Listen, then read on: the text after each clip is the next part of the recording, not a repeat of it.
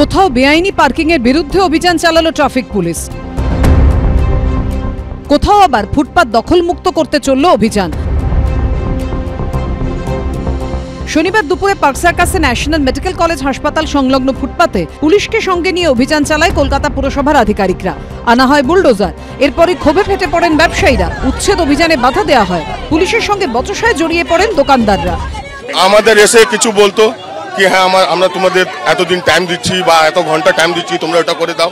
ও তো কিছু বলিনি, হঠাৎ বুলডোজার নিয়ে এসে চালিয়ে দিচ্ছে আমাদের উপরে। দিদি আপনি একটু দেখুন দিদি, আমরা সব আপনাদেরকে দাঁড় করিয়ে ভোট দিচ্ছি, সব কিছু করতে দিদি।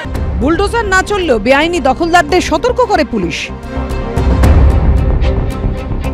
দোকানের পরিসর আরো ছোট করতে বলা হয়। খুলে ফেলা হয় টিন, প্লাস্টিকের ছাউনি। তার বদলে ছাতা ব্যবহার করতে বলা হয়। ন্যাশনাল মেডিকেল কলেজ চত্বরে দেখা গেল ফুটপাত দখল করে রাখা রয়েছে বালি সিমেন্ট। অর্থাৎ এখানে এসব রেখেই চলছে রমরমিয়ে নির্মাণ সামগ্রীর ব্যবসা। এখানেই ফুটপাত সংলগ্ন তৃণমূলের 59 নম্বর ব্লকের অফিস, যদিও তা ভাঙা পড়েনি। অন্যদিকে পোস্তায় বেআইনি পার্কিং রুখতে অভিযান চালায় হাওড়া ব্রিজ ট্রাফিক গার্ডের আধিকারিকরা। কোথাও অবৈধভাবে পার্কিং করায় গাড়িতে কাঁটা লাগিয়ে দেওয়া হয়, কোথাও তুলে নিয়ে যাওয়া হয় মোটর বাইক।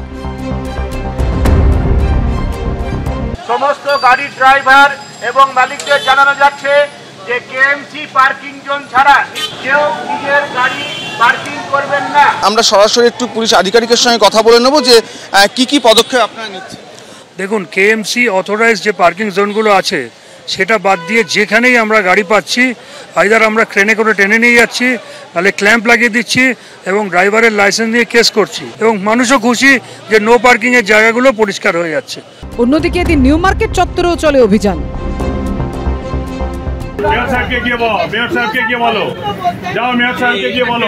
15 বছর থেকে আমি দেখে এখানে দিদি তো আমাদের মা, দিদি কেন এরকম তকলিফ দিচ্ছে আমাদেরকে? আমাদের এত বড় ফ্যামিলি আছে, 365 400 ভোট পড়ে। আমি খিদুরপুরের মেয়ে। আমার মা আমার বাবা আন্দোলনের সময় দিদির সময় অনেক সময় ছিলেন। যেটা আমাদের মুখ্যমন্ত্রী যে নির্দেশটা দিয়েছে, যে বার্তাটা আমাদের মুখ্যমন্ত্রী দিয়েছে কি এইখানে আমি হকার উচ্ছেদ করছি না, আমি কোনো হকার ভাইদের পেটে লাথ মারবো না। এখন পুলিশ আমাদেরকে এসে বলে যাচ্ছে কি এখন তোমরা এখানে লাগাও না, তোমরা এক লাইনে লাগাও। বিজেপির মনে হচ্ছে যে কুচবিহারের ঘটনা থেকে চোখ ঘোরানোর জন্য, ক্যামেরাটা টার্ন করে দেওয়ার জন্য এটা একটা স্টান্টবাজি হয়েছে।